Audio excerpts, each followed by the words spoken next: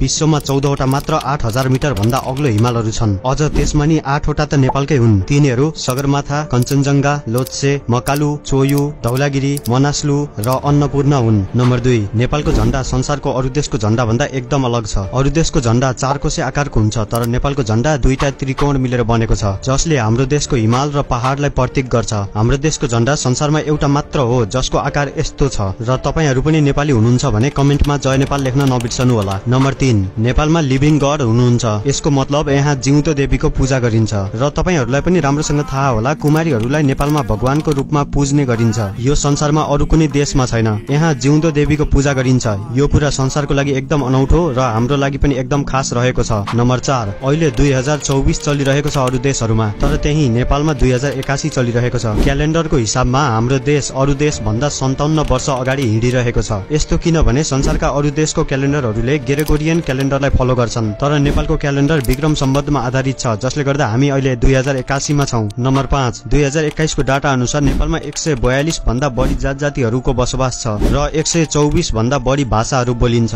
यस्तो धेरै जात जातिहरु मिलेर बसेको र यस्तो भाषिक विविधता संसारमा अरु कुनै देशमा पाइदैन। नम्बर 6, नेपालको अनौठो र रमाइलो चाडपर्वहरु, जहाँ कुकुर र गाईहरुको पनि सम्मान र पूजा गरिन्छ। यहाँको मुख्य चाडहरुमा जस्तै लोसार, ईद, बुद्ध जयन्ती, घोडा जात्रा, इन्द्र जात्रा, छठ पूजा, तीज, होली, तिहार र यसैसँगै गाई पूजा, कुकुर पूजा र विजया दशमी हुन्। यसैसँगै यहाँ अन्य धेरै रमाइला चाडपर्वहरु पनि रहेका छन्। नम्बर 7, संसारबाट नै लोप हुन लागेका केही दुर्लभ जनावर र चराहरु पनि नेपालमा पाइन्छन्, जस्तै रेड पाण्डा, न्याउली चरी, एकसिङ्गे गैंडा र अन्य धेरै छन्। ती मध्ये तपाईलाई कुन कुनको बारेमा थाहा छ कमेन्ट गर्नु होला। नम्बर 8, संसारकै अग्लो ठाउँमा रहेको ताल जो तिलिचो ताल हो, नेपालकै ठूलो ताल रारा ताल, फेवा ताल, जुन पोखराको मुख्य पर्यटकीय स्थल पनि रहेको छ, र यस्तै अन्य धेरै तालहरु पनि रहेका छन् जो नेपालको लागि एकदम खास छन्। यी हुन् नेपालका केही अलग र युनिक कुराहरु जसले नेपाललाई सुन्दर र संसारभरिका पर्यटकहरुलाई आकर्षण गरिरहेका छन्। नेपालमा यस्तै अरु धेरै कुराहरु छन्, त्यसको लागि हामी अब आउने भिडियोमा चर्चा गर्नेछौं। हाम्रो च्यानललाई सब्स्क्राइब गर्नु भएको छैन भने कृपया सब्स्क्राइब गर्नु होला र यो भिडियो लाइक गर्नु होला। अनि तपाईलाई लागेको केही कुराहरु छन् भने तल कमेन्ट गर्न नबिर्सनु होला। भिडियो अन्त्यसम्म हेर्नु भएकोमा धेरै धेरै धन्यवाद।